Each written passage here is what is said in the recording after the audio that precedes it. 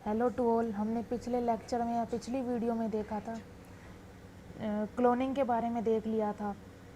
थेरेप्टिक cloning के बारे में बताया था और इनके बारे में बताया था। वैसे सिंपल क्लोनिंग को, थेरेप्टिक क्लोनिंग के बारे में बता दिया था और क्लोनिंग के बारे में तो क्लोनिंग को बता दिया था कि ये जीन क्लोनिंग और जंतु क्लोनिंग में बटी हुई होती हैं, दो पार्ट्स में डिवाइड रहती है। जीन क्लोनिंग हमने पढ़ ली थी कि कैसे कैसे होती है पिछली वीडियो में।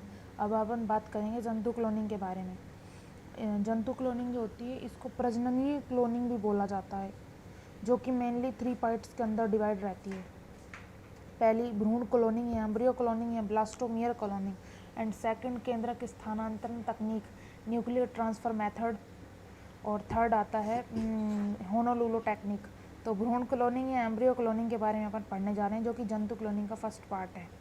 इसको बोलते हैं ब्लास्टोमियर क्लोनिंग भी, क्योंकि इसके अंदर ब्लास्टोमियर्स यानी कि 2 एन जाइगोट के अंदर क्लीवेज विदलन होता है, जिसके द्वारा जाइगोट के अंदर विदलन होने से ब्लास्टोमियर बनते हैं। तो इस प्रकार की कॉलोनी में क्या होता है कि मेल और जब फीमेल फ्यूज़न होता है आपस में गैमेट्स का, मेल और फीमेल का, तो क्या बनता है 2 एन जाइगोट। इसके अंदर वापस से डिवीज़न या फिर ये बोल सकते हैं कि 2 एन जाइगोट के अंदर क्लीवेज विदलन की क्रिया होती है, तो क्या बनता है ब्लास्टोमियर्स, ब्लास्टूला अवस्था आती है। तो वो वाले ब्लास्टोमियर की बात हो रही है यहाँ पे।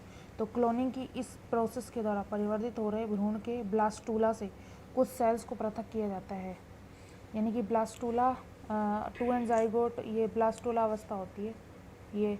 तो इसमें से ये वाला प्रत्येक स्थल ब्लास्टोमियर कहलाता है। इसको पृथक कर लिया जाता है ब्लास्टोमियर को।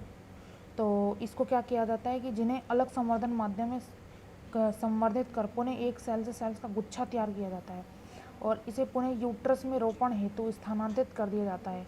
इस प्रकार ब्लास्टूला से निकालने हुए सभी ब्लास्टोमियर उतने ही शिशुओं या जीवों का निर्माण कर लेते हैं।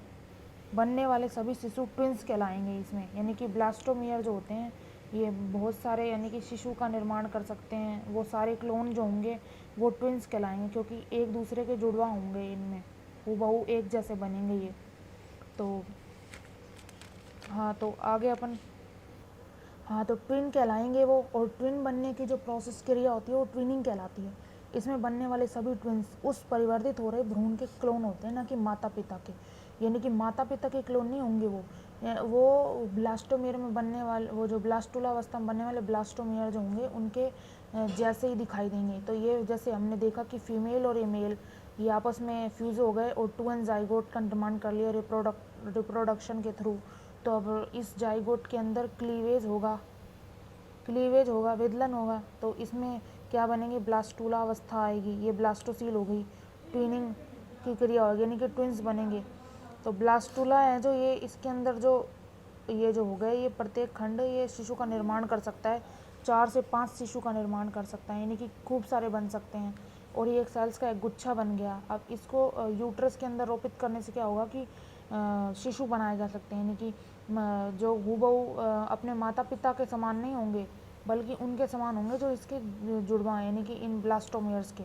तो ये हो गई है कौन सी टेक्निक हमने पढ़ ली है, एम्ब्रियो क्लोनिंग या ब्लास्टोमियर क्लोनिंग, यानी कि इसमें ब्लास्टोमियर्स का क्लोनिंग बन करवाई जाती है। यानी कि ब्लास्टोमियर, इसमें प्रत्येक खंड में ये जो टोटीपोटेंट सेल होती हैं ये प्रत्येक, तो इनकी क्लोनिंग करवाई जाती है, इसलिए इसको बोलते हैं ब्लास्टोमियर या भ्रूण क्लोनिंग। भ्रूण की क्लोनिंग करवा रहे हैं। अब सेकंड अपन बात करते हैं केंद्रक स्थानांतरण तकनीक।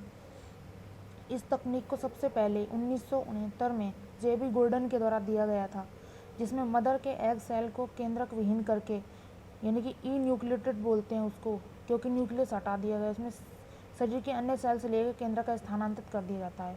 और केंद्रक का स्थानांतरण निम्न 4 विधियों के द्वारा किया जाता है। पहला micro injection, electric shock, PEG, XD और सेंडाई वायरस। माइक्रो इंजेक्शंस यानी कि एक इंजेक्शन के थ्रू केंद्रक दूसरी सेल से निकाल दिया जाएगा और उसको एग सेल के अंदर ट्रांसफ़र कर दिया जाएगा।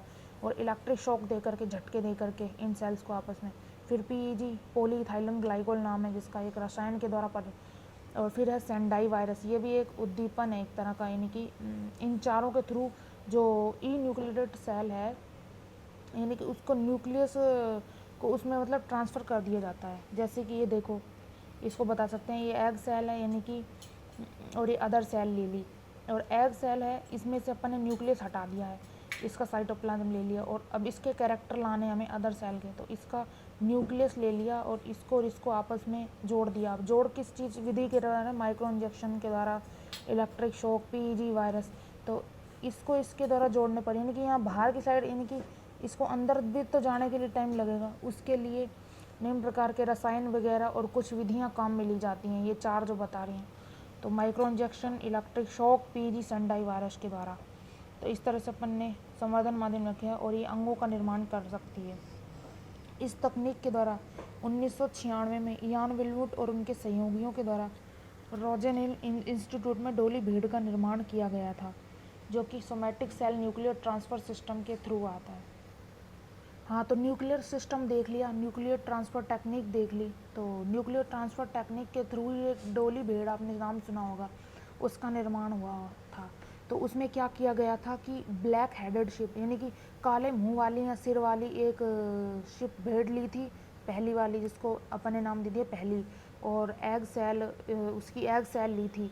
और वाइट हेडेड, यानी कि सफ़ेद मुंह वाली शिप ली थी, जो कि दूसरी भेड़ थी। इससे क्या बोलते हैं कि इसके जो न्यूक्लियस को हटा दिया गया, यानी कि इसको ई न्यूक्लिएटेड कर दिया गया, और वाइट हेडेड वाली शिप में से न्यूक्लियस को हटा दिया गया।